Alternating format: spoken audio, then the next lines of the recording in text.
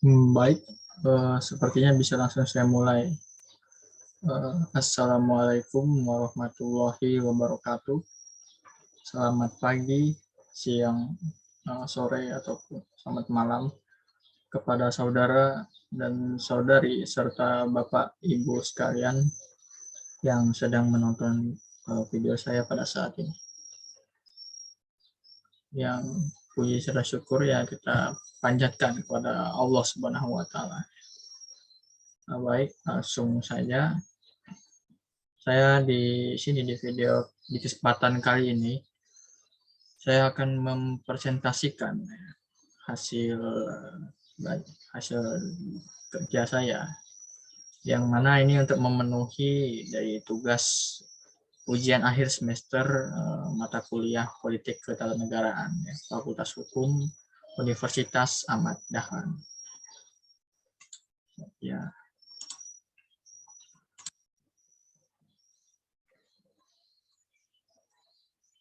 Baik.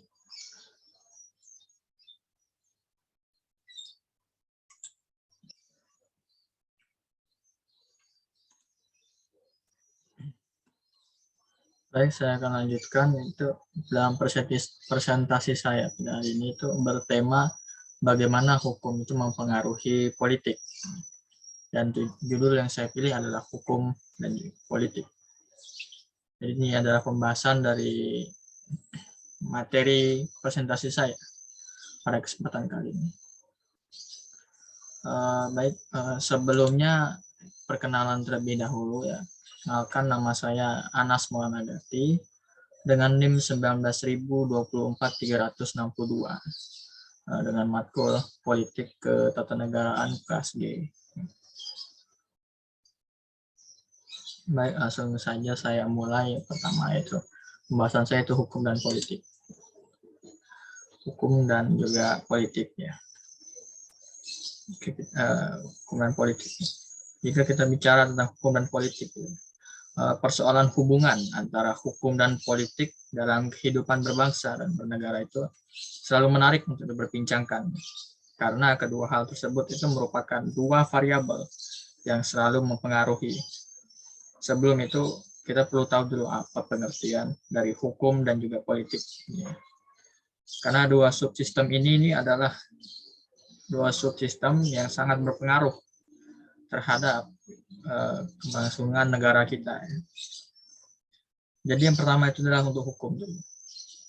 Definisi dari hukum ini yang paling mendasar itu adalah suatu sistem yang dibuat manusia itu untuk membatasi tingkah laku manusia agar dapat dikontrol. Hukum juga merupakan aspek terpenting dalam pelaksanaan atas rangkaian kekuasaan kelembagaan. Itu adalah salah satu hubungan hukum dengan politik. Lalu kemudian ada definisi dari politik. Politik adalah serangkaian tindakan atau kegiatan yang direncanakan di bidang hukum untuk mencapai suatu tujuan atau sasaran yang dikehendaki. Ya, sekedar fun fact saja untuk kedua subsistem ini. Yang pertama itu fun fact dari hukum. Hukum itu sering disebut juga sebagai sui generis, yang mana itu artinya tidak ada perbandingannya atau bersifat khusus. Ya. Karena itu logikanya hukum itu tidak bisa dipakai dalam disiplin logika keilmuan lainnya. Hal ini sebenarnya didasarkan pada pandangan Hans Kelsen dalam teori ilmu hukum murninya. Lalu fun fact dari politik itu selalu dikaitkan dengan kekuasaan. Ya, politik itu sebenarnya nggak mesti kekuasaan, cuma itu selalu dan kayak hampir pasti kaitan dengan kekuasaan. Karena memang konsep politik itu tak lepas dari mempertahankan kekuasaan. Menurut Robson, politik itu adalah ilmu yang mempelajari kekuasaan dalam masyarakat.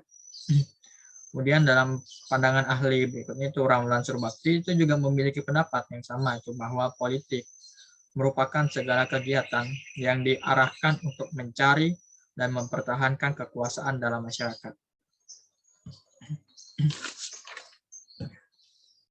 Dalam doktrin itu politik dan hukum itu berbeda ya. Ingat, politik itu adalah penerapan nilai-nilai yang berbobot kepentingan. Jadi senyatanya itu politik tidak menilik pada hukum lagi atau aturan hukum. Yang penting itu dituju adalah kepentingan. Sedangkan hukum adalah itu kaidah-kaidah, norma-norma, aturan-aturan, dan juga kebiasaan. Titik temu hukum dan politik itu terdapat di keilmuannya, yang mana harus memiliki keilmuan yang pas. Dan keilmuan yang pas atau tepat guna. Jika tidak ada keilmuan di antara hukum dan politik, maka akan terjadinya kontradiksi atau disebut saling tabrakan. Dan juga dapat tercampur dengan tidak jelas. Kedua subsistem ini tuh saling mempengaruhi satu sama lain. Namun jika kita lihat di sistem yang ada di negara kita saat ini, Indonesia, sejujurnya hukumlah yang paling dominan dipengaruhi oleh politik. Ya, jadi politik itu lebih, dan faktanya dalam keadaan negara kita saat ini itu lebih dominan dibandingkan hukum. Bukan sebaliknya. Ya, jadi mau ataupun tidak kalian setuju, itu memang itulah faktanya. Tapi sebenarnya itu hukum itu jika didasarkan pada nilai dan sistem keilmuannya, maka hukum itu akan cenderung pada normatif masyarakat. Dan itu juga memungkinkan untuk hukum itu lebih mendominasi dari politik. Ya, meskipun itu hanya secara teorinya saja sih, bukan faktanya. Berdasarkan apa yang pernah dikatakan oleh Muhammad Mahfud MD, Menteri Hukum kita, itu pernah menyatakan bahwa jika ada pertanyaan tentang itu hubungan kausalitas, maaf saya lupa dipindah. Jadi jika hubungan kausalitas antara hukum dan politik, itu menurut Mahfud MD, itu maka paling tidak ada 3 macam jawaban yang dapat menjelaskannya. Yang pertama itu adalah hukum determinan atas politik. Jadi hukum itu determinan atas politik, yang mana hukum itu lebih dominan dibanding politik. Yang mana artinya itu juga adalah bahwa kegiatan-kegiatan politik itu harus diatur oleh dan harus tunduk pada aturan-aturan hukum. Yang kedua itu politik determinan atas hukum, mana politik lebih mendominan dibandingkan hukum. Mengapa demikian? Karena hukum itu merupakan hasil atau kristalisasi dari kehendak-kehendak politik yang saling berinteraksi dan bahkan saling bersaingan. Dan yang ketiga itu politik dan hukum itu sebagai subsistem kemasyarakatan yang berada pada posisi dan derajat yang determinannya seimbang atau sama dengan satu yang lainnya. Karena meskipun hukum itu merupakan produk dari politik, keputusan politik itu tetap begitu hukum ada, maka semua kegiatan politik itu ya, keputusan politik itu harus tunduk pada aturan-aturan hukum. Jadi nggak selalu politik itu bisa semena-mena pada hukum, karena segala tindakan-tindakan politik itu juga harus didasarkan pada hukum. Dan hukum juga tidak bisa mendominasi dari politik, karena nyatanya hukum itu adalah produk dari politik. Nah, fakta yang tidak bisa kita bantah. Jika kita bicara soal hukum ini ya, selalu melihat apa yang seharusnya, itu dasolin. Dari mana dasarnya? Itu dari ini, apa yang senyatanya, itu dasein. Jadi oke, saya ulang tadi ya penjelasan saya. Kalau kita bicara tentang hukum itu selalu melihat apa yang seharusnya, itu dasolin. Dari mana dasarnya? Dari ini, dari apa yang senyatanya, dasein. Jadi hukum itu teori dan prakteknya itu berbeda. Hukum mau bagaimanapun teorinya itu harus diaplikasikan dalam masyarakat, yang mana urgensi dari hukum itu sendiri adalah preskriptif. Apa sih preskriptif itu? Jadi preskriptif itu adalah memberikan arahan atau pedoman, yang mana hukum itu muncul tidak serta-merta terjadi pada apa yang ada di masyarakat, tapi bagaimana masyarakat itulah bentuk dari hukum. Jadi begitulah.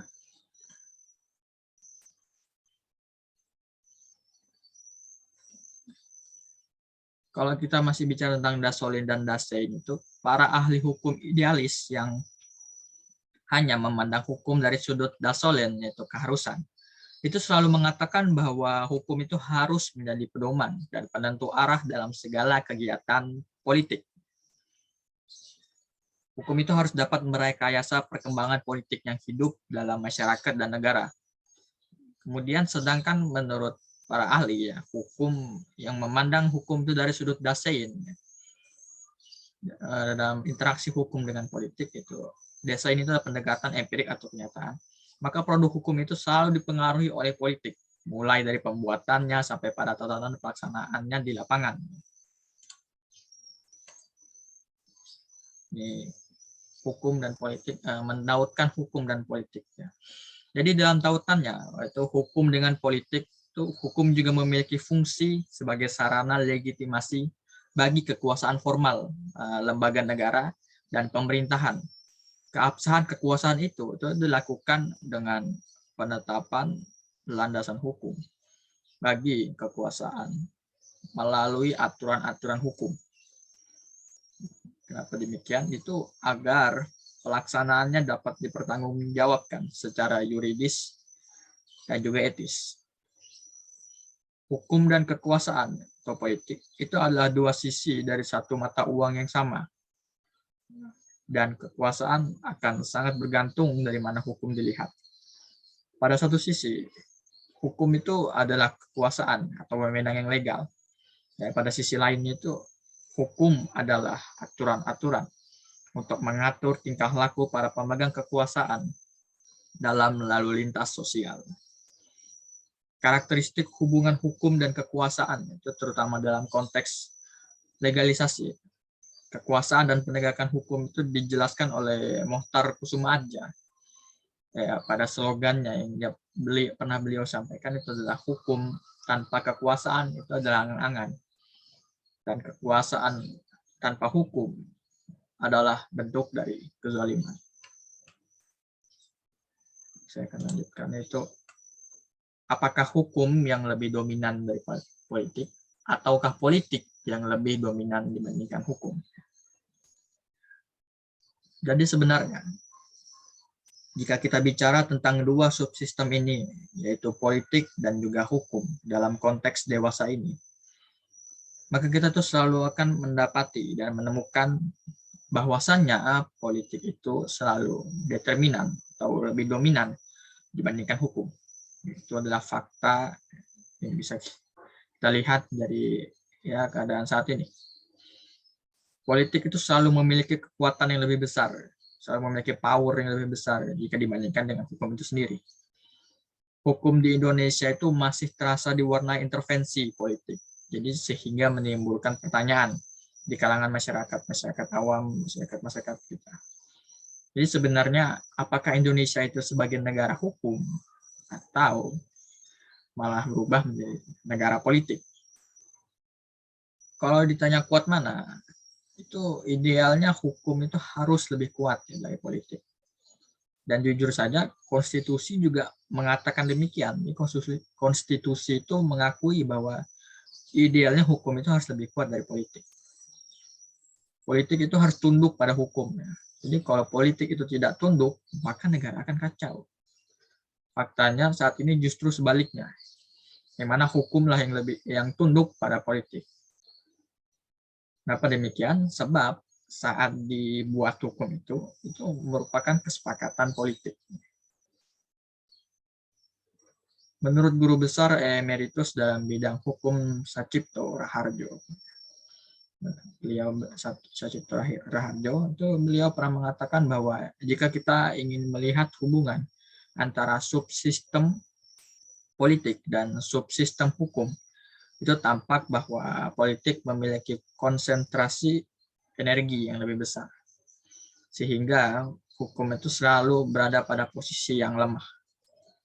Artinya, banyak praktik politik itu yang secara substansi yang menegaskan bahwa di dalam kenyataan empirik, politik itu sangat menentukan bekerjanya hukum. Jadi dengan demikian menjadi jelas bahwa hukum itu sangat bergantung dengan keadaan politiknya, bukan sebaliknya. Tapi meskipun begitu, jika kita perhatikan politik Indonesia saat ini itu tak pernah lepas dari kebijakan yang berdasarkan hukum atau dari penegakan hukum. Itu terlepas dari formal atau tidaknya itu ya tindakan tersebut yang dilakukan oleh para politikus kita saat ini. Nyatanya memang seperti itulah, politik itu tak juga lepas dari kebijakan yang berdasarkan hukum. Kenapa demikian? Itu sebab Indonesia merupakan negara yang berdasarkan hukum, rehta, yang artinya segala tindakan dan kebijakan suatu negara itu haruslah berdasarkan hukum. Namun demikian itu politik yang atau kekuasaan yang dijalankan negara itu dibatasi oleh hukum. Kalau kita lihat secara saat ini itu pergulatan antara politik dan hukum itu terus-menerus kita alami di Indonesia ya, dari dulu hingga saat ini. Hingga jujur saja pada saat ini bangsa kita itu telah mengalami yang namanya politik hukum tidak sehat. Kenapa saya katakan tidak sehat? Secara jelas itu sebab kepentingan individu atau kelompok itu lebih diutamakan ya, dibandingkan kepentingan rakyat. Saya rasa tidak perlu menjelaskan contoh atau segala jenisnya itu karena sudah jelas ya di berita-berita kita beberapa tahun belakangan ini. Amanahkan konstitusi tak dihiraukan dengan cermat dan sehat ya, oleh para politikus kita kebanyakan. Bahkan kadang tak sedikit melanggar atau mengelabui hukum agar kekuasaan dan kepentingan itu bisa selamat. Dan tak sedikit juga hukum yang dibuat sangat syarat kepentingan politik, sehingga itu dapat memberikan kerugian yang besar pada rakyat. Jadi jujur aja ini sudah menandakan ya, bahwa politik memang memiliki power yang lebih kuat dibandingkan hukum. Sehingga produk hukum pun itu sekarang sudah tak pro lagi ke rakyat. Sudah lebih ke arah politikus atau elit politik dibandingkan pro kepada rakyat. Jika seperti ini terus ya, bila politik itu lebih tinggi dari hukum, maka sejujurnya sangat berbahaya. Kenapa? Karena ada pandangan agar politik dan hukum itu harus saling bergantung, interdependensi atau sama. Namun harapan agar hukum menjadi lebih kuat dari politik itu sebenarnya jika melihat keadaan sekarang itu hanya angan-angan biasanya. Karena ketika dibuat itu aturan hukum itu memang merupakan keputusan politik. Tetapi begitu hukum dibuat dan disahkan, maka yang membuat hukum DPR itu harus tunduk pada hukum seharusnya. Lanjut ke slide itu. Apakah benar hukum itu adalah produk dari politik? Kalau kita mengingat kembali ya, perkataan Muhammad Mahfud MD, Menteri Hukum kita, beliau pernah bilang bahwa hukum itu adalah produk politik. Artinya bahwa produk hukum yang dibentuk oleh legislator itu tak steril dari kepentingan politik para pembuatnya. Hukum yang dibentuk oleh suatu negara melalui proses legislasi yang dibuat oleh legislator atau DPR itu tak pernah lepas dari kepentingan atau politik. Jadi kekuatan politik yang membuat hukum itu juga tunduk pada hukum ketika hukum itu sudah disepakati sebagai produk politik. Sekarang itu pada nyatanya keseimbangan itu tidak ada. Jadi hukum itu bisa diakali, bisa dimodifikasi dari proses legislasi sesudah dibuat tidak ditaati. Jadi kalau tidak menguntungkan ya udah tinggal ubah aja. Mengubahnya juga kadang para elit politik itu kadang melanggar prolegnas. Bukanlah saya bermaksud menuduh atau bagaimana, ya itulah faktanya di negara kita saat ini. Maka jujur saja benar saja bahwa hukum itu sebenarnya merupakan produk dari politik. Sehingga setiap produk hukum itu akan sangat ditentukan oleh imbangan, kekuatan, atau konfigurasi politik yang melahirkannya. Hukum dapat dilihat sebagai kristalisasi dari pemikiran politik yang saling berinteraksi. Hal tersebut itu sebenarnya dapat diperjelas dengan mengatakan bahwa politik hukum adalah kebijakan penyelenggaraan negara melalui sebuah kekuasaan tentang apa yang dijadikan kriteria untuk menghukum sesuatu perbuatan manusia yang tidak sesuai dengan norma di masyarakat yang di dalamnya mencakup pembentukan, penerapan, dan penegakan hukum. Apakah hukum itu adalah alat politik? Ya, jujur saja kalau kita membandingkan hukum yang lebih mempengaruhi politik, nyatanya itu politik itu lebih mendominasi hukum. Dan bahkan politik itu dapat memperalat hukum, menggunakan hukum sebagai alat politik. Itulah faktanya. Digunakannya hukum itu sebagai alat politik tampaknya tidak dapat dihindarkan, ya. Setidaknya pada tataran perspektif subjektif. Hukum itu berlaku sama terhadap setiap orang, tanpa memandang siapa dan kasus apa.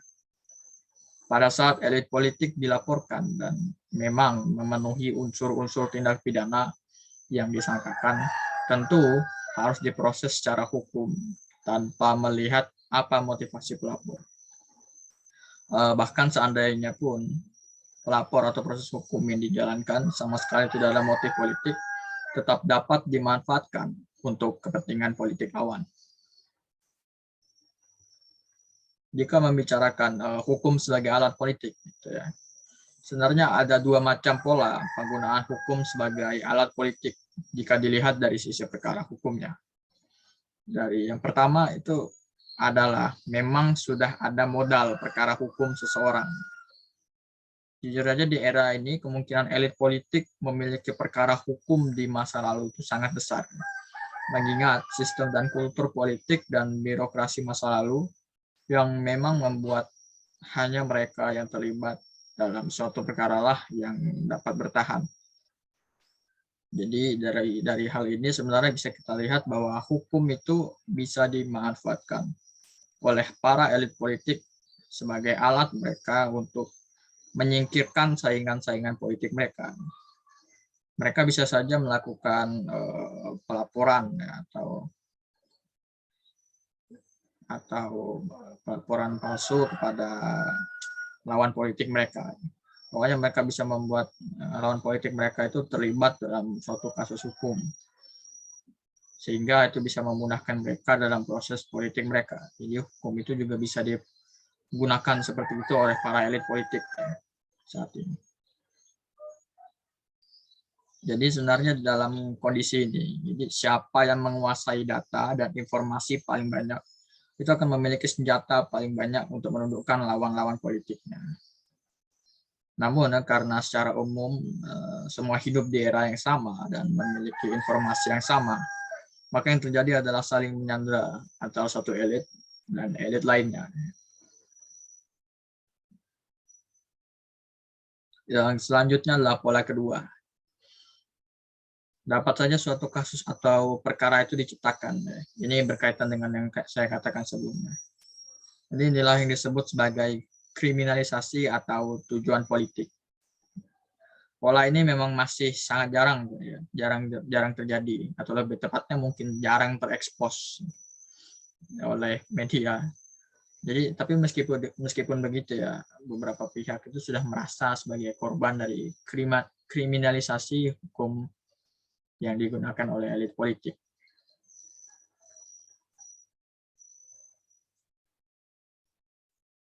Hukum sebagai alat politik itu jika memang tidak dapat dihindarkan, apakah boleh begitu saja hukum itu dijadikan sebagai alat politik? Jawabannya itu tentu saja tidak. Tentu saja tidak. Tetapi juga tidak dapat dihilangkan sama sekali. Ya, memang sebenarnya tidak boleh sih menggunakan hukum sebagai alat politik, tapi nyatanya itu tidak bisa dihilangkan begitu saja. Mengingat hukum itu berurusan dengan bersalah atau tidaknya seseorang, apakah suatu tindak pidana telah terjadi atau tidak, dan keharusan memberikan hukuman jika seseorang telah terbukti bersalah melakukan suatu tindak pidana. Tentang hal itu dilakukan oleh pelapor atau dimanfaatkan untuk kepentingan politik tertentu. Hal itu dapat saja terjadi, orang lain juga dapat melakukan hal yang sama dan mengambil keuntungan dari perkara hukum yang menjerat lawan politiknya, kalaupun dipersoalkan, hal itu merupakan masalah etika politik individual. Yang penting dalam hubungan ini adalah jangan sampai terjadi menyatakan bersalah dan menghukum orang yang sebenarnya tidak bersalah. Jangan sampai terjadi proses hukum menyatakan bersalah dan menghukum seseorang karena melakukan perbuatan yang sama sekali tidak pernah dilakukannya. Dalam ajaran hukum klasik ini sebenarnya hal ini diungkapkan dalam adagium. Lebih baik membebaskan 1000 orang bersalah daripada menghukum 1 orang yang tidak bersalah. Lalu agar hukum itu tidak disalahgunakan oleh politik untuk mengenai tidak bersalah itu harus bagaimana? Maka solusinya atau upaya yang bisa dilakukan itu adalah membuat benteng yang harus selalu dijaga, dan benteng-benteng tersebut adalah independensi aparat penegak hukum, terutama itu kepolisian dan kejaksaan, serta kemerdekaan peradilan. Jadi dalam suatu kasus itu boleh saja seseorang dilaporkan atas suatu tindak pidana.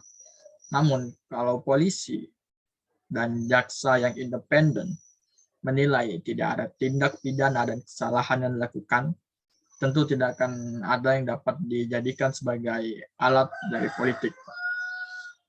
Kalaupun proses hukum itu telah berjalan, masih ada hakim yang merdeka dan akan memutus kasus secara objektif tanpa mempertimbangkan pertarungan politik di balik kasus itu.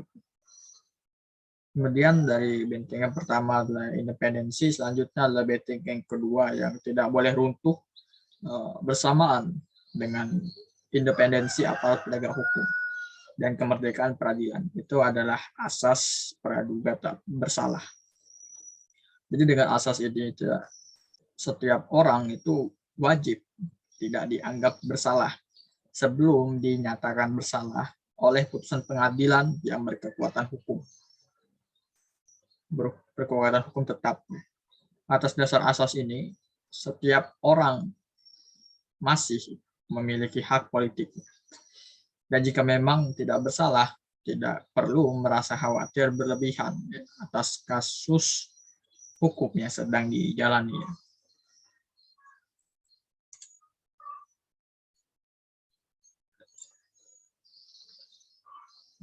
Tadi saya sempat menyinggung tentang penegak hukum. Jadi mari kita ulas sedikit, singgung sedikit soal penegakan hukum, kayak berkaitan dengan penegak hukum. Penegakan hukum itu merupakan suatu usaha untuk mewujudkan ide-ide dan konsep-konsep agar menjadi kenyataan. Proses perwujudan ide-ide tersebut itu merupakan hakikat dari penegakan hukum. Menurut Surjono Sukanto, itu menurut beliau ada 5 faktor yang memberikan kontribusi dan pengaruh pada mekanisme penegakan hukum, yaitu 1, faktor hukum atau substans atau peraturan perundang-undangan.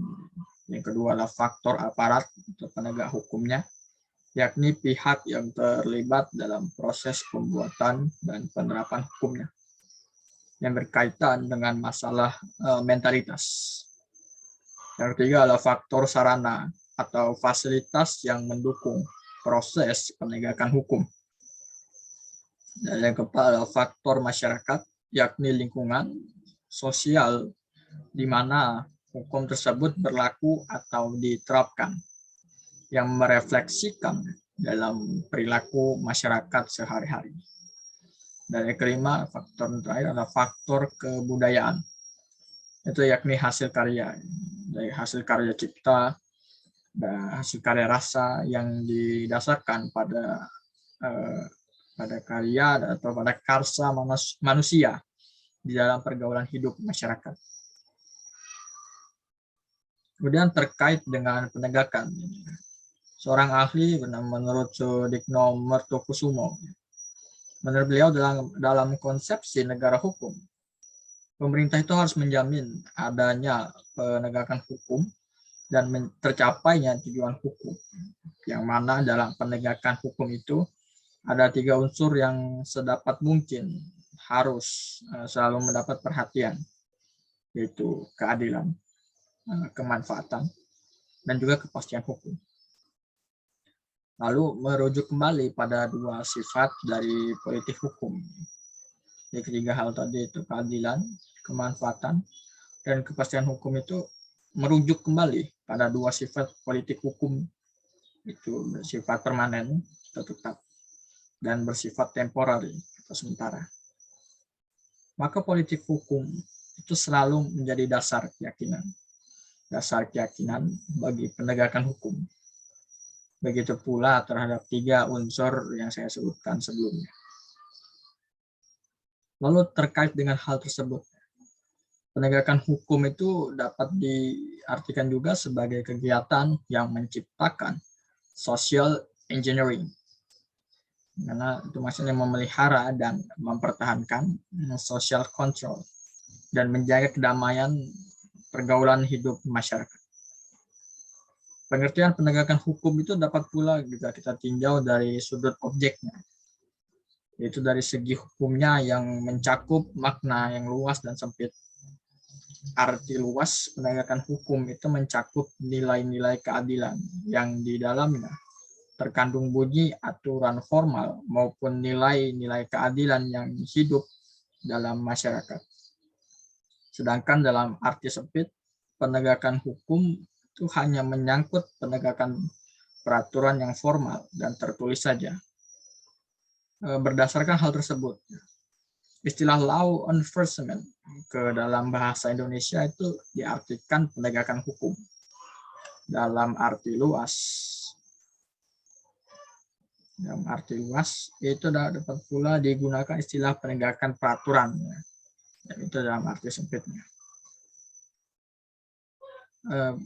Jujur aja penegakan hukum itu tidaklah dapat berjalan sendiri. Dia akan selalu terkait dengan politik hukum, pembaruan hukum, sistem hukum, dan kesamaan persepsi terhadap hukum yang akan ditegakkan. Melalui pola pikir demikian, maka hukum itu menjadi semacam alat di tangan kekuasaan yang mewujudkan apa yang dikehendakinya. Namun hal tersebut itu tidak dapat diartikan hukum itu menjadi alat kekuasaannya dalam hal negatif saja. Tapi melainkan hukum itu menjadi alat oleh kekuasaan dalam hal positif. Apa sih dalam hal positif itu yakni untuk menegakkan keadilan, menertibkan kehidupan bermasyarakat, dan untuk menjaga keutuhan berbangsa dan bernegara. Selaras dengan hal itu, meski penegakan hukum menjadi alat atau oleh kekuasaan untuk menerapkan suatu peraturan ke dalam masyarakat, tetapi jangan sampai penegakan hukum itu diperalat oleh kekuasaan untuk kepentingan penguasanya semata. Saya lanjut ke slide PPT selanjutnya. Di sini adalah apakah dominannya itu politik ini mengarah ke hal yang negatif atau tidak baik. Itu merupakan bentuk dari buruknya para perancang hukum kita.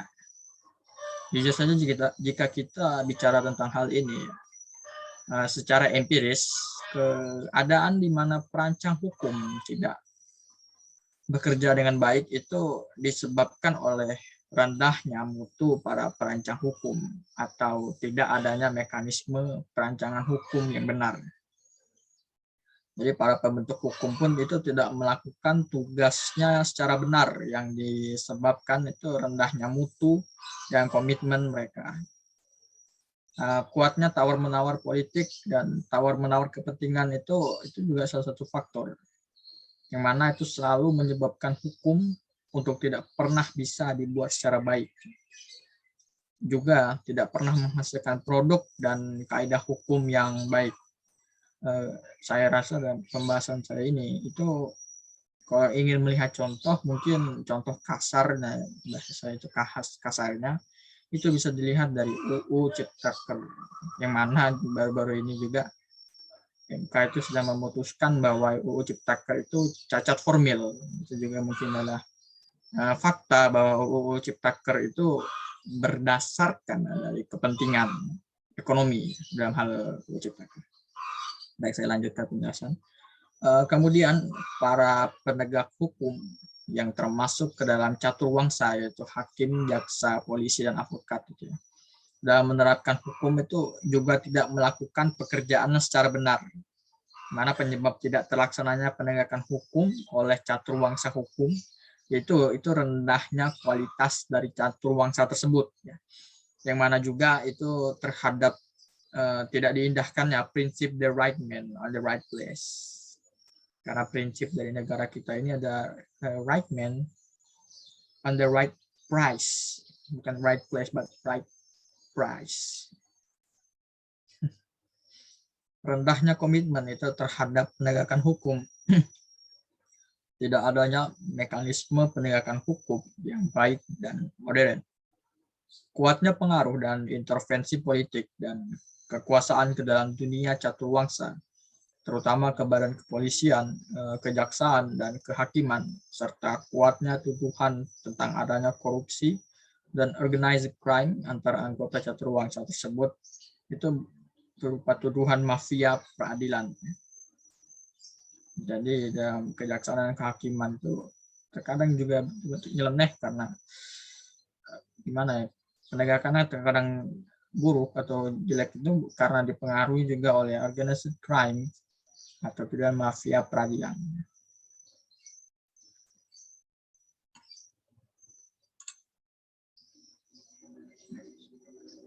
Selanjutnya kita bicara tentang keadilan hukum. Jika bicara tentang keadilan hukum itu, pada akhirnya keadilan itu akan dapat terwujudkan apabila aktivitas politik dari kekuasaan yang melahirkan produk-produk hukum berpihak pada nilai-nilai keadilan itu sendiri. Terlepas bahwa dalam proses kerjanya, lembaga-lembaga penegakan hukum harus bekerja secara independen untuk dapat memberikan kepastian dan perlindungan hukum. Sehingga dasar dari pembentukan hukum yang dilakukan oleh lembaga-lembaga politik itu juga harus mengandung prinsip-prinsip membangun supremasi hukum yang berkeadilan. Sejatinya hukum itu akan selalu bergerak ke arah luar secara sentrifugal ke berbagai arah bidang, termasuk pula terhadap bidang politik. Namun pada saat yang bersamaan, hukum itu juga bergerak ke arah dalam secara sentrapetal yang menuju nilai-nilai kebenaran, keadilan, moral, dan juga harmoni. Para penegak hukum kita itu hendaknya memahami hakikat jiwa hukum, legal spirit, yang mendasari peraturan hukum yang harus ditegakkan. Terkait dengan berbagai dinamika politik hukum yang terjadi dalam proses pembuatan hukum, law making process, itu idealnya akan selalu dituntut kecerdasan emosional dan spiritual, serta hati nurani, conscience dari para penegak hukum dalam menyidik, menuntut, dan mengadili kejahatan agar dapat mengembalikan kepercayaan masyarakat.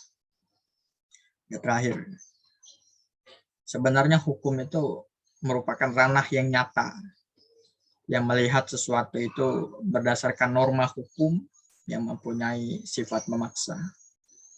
Artinya apabila tindakan seseorang itu salah dan melanggar hukum, maka seseorang itu harus dihukum. Tapi apabila seseorang itu benar dan tak bersalah, maka harus dibebaskan. Sedangkan politik itu adalah ranah kepentingan. Politik is a goal attainment. The politik adalah alat untuk mencapai tujuan. Politik itu menggunakan cara untuk mencapai tujuan, baik legal dan tak jarang juga dengan cara yang ilegal yang dilarang. Sepanjang cara itu bisa mewujudkan tujuannya, maka itulah hal yang akan ditempuh oleh politik. Namun demikian, kita mengharapkan bahwa hukum yang merupakan produk dari politik itu haruslah mempertimbangkan keinginan-keinginan rakyat, yang mana itu tidak hanya mengikuti hawa nafsunya saja.